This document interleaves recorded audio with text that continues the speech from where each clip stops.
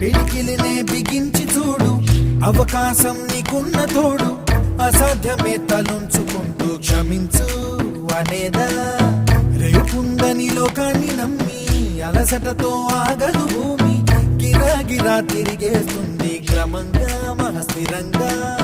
ప్రతి కళ నిజమవుతుంది ప్రయత్నమే ఉంటే, ప్రతీకమే నువ్వు అవుతావు ప్రవర్తనే ఉంటే.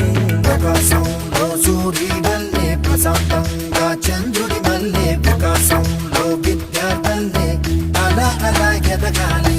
ప్రకాశం